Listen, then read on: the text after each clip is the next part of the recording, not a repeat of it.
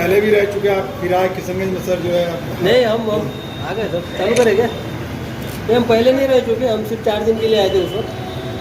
और उस वक्त तो एंट्री माफिया और हम लोग साथ गए थे सर। तो अभी सागर से बात हुई है एसपी किशनगंज में, देखा है तो अलार्मिंग ऐसा कोई इशू मुझे लग नहीं रहा है। सागर अच्छा काम कर रहा है। अभी देखते हैं आगे और डिटेल में रिव्यू होगा क्राइम का, तो मैं और कुछ बोल पाऊँगा इस बारे में। आपको कुछ लगता है, कुछ सवाल है आपके, तो आप बताइए। सर, किशनगंज से पुराना नाता रहा है। 1 दशक पहले आपने किशनगंज में प्रभार में भी थे सर एसपी के, तो उस समय तो किशनगंज को अच्छी तरह से जाना है, क्राइम किस तरह का है नहीं है। तो आप क्या लगता है सर, जो अभी समीक्षा किए हैं? नहीं, किशनगंज से पुराना नाता ऐसी बात नहीं है भाई, हम तो बिहार वाले हैं, बिहारी है हम। हमारा नाता पूरा बिहार से है। किशनगंज हम अलग नहीं मानते। पूर्णिया भी हमारा ही है, कि कटिहार भी हमारा है और अररिया भी हमारा ही है, और जहाँ से है मुजफ्फरपुर भी हमारा था। तो वो ये बात नहीं कि नाता रहा है। नाता आपने एंट्री के खिलाफ अच्छे काम किया था सर, याद है फरिंगोला से आपने कुछ लोगों को गिरफ्तारी भी किया था।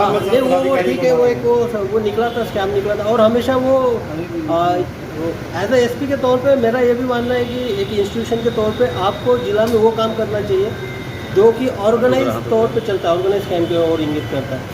एग्जाम्पल के तौर पे अभी मैं वहाँ से कटिहार से आ रहा था, तो मुझे काफ़ी अच्छा लगा। वो मरंगा में जो एक टोल चल रहा था वहाँ पे, वो दिख नहीं रहा था। ड्राइवर ने पूछा भी कि भाई ये, तो बोले नहीं सर, वो आपने जब से हटाया वो हट गया यहाँ से।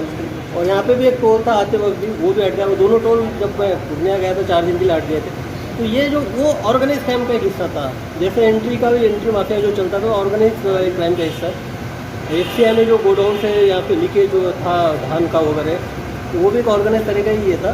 तो हमेशा मेरा तो वर्किंग वही रहा है कि जहाँ पे भी मैं एसपी के तौर पे रहा हूँ, ऑर्गेनाइज क्राइम के खिलाफ भी मैंने एक्शन लिया है।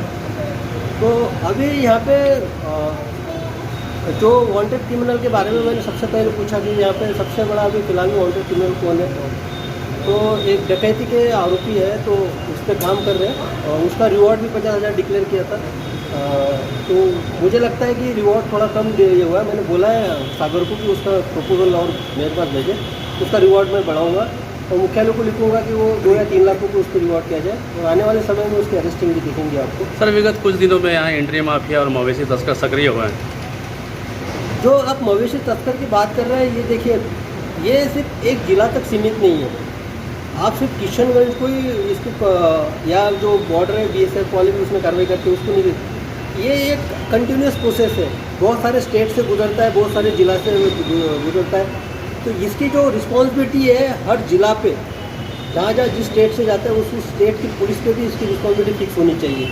बिहार बंगाल सीमा में सर एंट्री माफिया का, हाँ, बिहार बंगाल सीमा में एंट्री माफिया का। अरे भाई एक तो बताने दीजिए, आपको सुनाई दे रहा है क्या? पीछे उनको आगे आने दीजिए थोड़ा।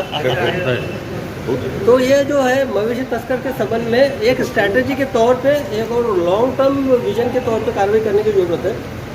तो अभी जब मैंने इस रेंज का चार्ज लिया, तो इसकी शुरुआत जो होगी अररिया नरपतगंज से स्टार्ट हो जाएगी, क्योंकि यहाँ सीधा एकदम हवाई जहाज से तो नहीं आते हैं। यहाँ पे जो पास होता होगा सुपौल से पास होकर नरपतगंज से आते ही होगा। नरपतगंज है, बाद में फारबिसगंज है, बाद में उसमें बैरगाछी है, बैरगाछी बाद जोखियाहाट है, वो एक रूट है। जब मैं अररिया में एसपी था तो आपको याद होगा कि 69 रूट 70 रूटों को मैंने पकड़ा था, और बड़ी मेहनत के साथ ट्रेन मंगवा के उसको मैंने सुपुर्द भी किया था राजस्थान में। तो उस वक्त जो था, उस वक्त मैंने अररिया में टाइट कर दिया था, वो उस पर कार्रवाई की थी। तो उन्होंने अपना रूट चेंज कर लिया था, उन्होंने वाया सुपौल उस पूर्णिया होके वो इधर से आते थे। तो अब मेरे रेंज है तो मैं इंश्योर करूँगा कि मेरे रेंज से तो मैं जाने नहीं दूँगा, लेकिन मेरे साथ साथ जवाबदेही उनकी भी बनती है जिस डिस्ट्रिक्ट से वो आते हैं। सर, शराबबंदी के बाद जो ड्राई नशा का पनपा में भी काफ़ी ड्राई नशा है, और अभी सर कुछ दिन पहले जो है तस्कर जो है दंपति गिरफ्तार भी हुए हैं। सर, किस तरह से? नहीं, उसका तो सागर से बात हुई थी। सागर कल आया था, वहाँ पे परसों आया था मुझे मिलने, कॉल ऑन करने आया था। तो उसमें काफ़ी अच्छी कार्रवाई हुई है, और उसकी प्रॉपर्टी के अटैचमेंट के लिए एक इनिशिएट होगा। उसने जो भी अवैध संपत्ति अर्जित की है वो गवर्नमेंट के सपोर्ट करने की प्रक्रिया को इनिशिएट करेगा सागर। उसके साथ साथ अगर उसका पोटेंशियल ज़्यादा दिखता है तो डेफिनेटली हम उसको एनफोर्समेंट डायरेक्टरेट को भी एक FIR भेज देंगे, ताकि वहाँ से भी उस पर कार्रवाई के अभी भी सर एकदम चल रहा है की इसमें का गिरफ्तारी कारोबार के बाद भी अभी भी अभी चल भी रहा सर है। पनप रहा है किशनगंज में और काफी लोग इसमें संलिप्त है सफेद पोस्ट नहीं, जो आप जो ड्रग्स की बात कर रहे हैं या जो स्मैक की बात कर रहे हैं, ये देखिए ये डिफरेंट लेयर में होता है। अब मैंने नारकोटिक्स में काम किया है और इंटरनेशनल कार्टेल के को भी बस्ट करने का काम किया मुंबई में। तो एग्जांपल के तौर पे बताता हूँ, कोकेन का कंजम्पशन यहाँ पे नहीं है। मुंबई में कोकेन का कंजम्पशन होता था, प्लांट बनता था, और जब वहाँ तक आता था जो कंज्यूम करता था उसके बीच में 23 लेयर होती है, 23 लेयर यानी 1 2 3 4 ऐसे।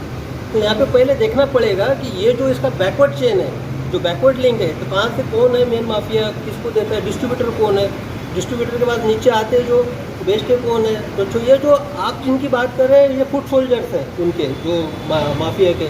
तो फुट सोल्जर को पकड़ना पुलिस का तो काम है, लेकिन मेरी जो सोच है, जो सप्लाई चेन के जो इंचार्ज है यहाँ पे, जो सप्लाई चेन के माफिया है, उनको कंट्रोल करना, तो उस पर हम कार्रवाई करेंगे।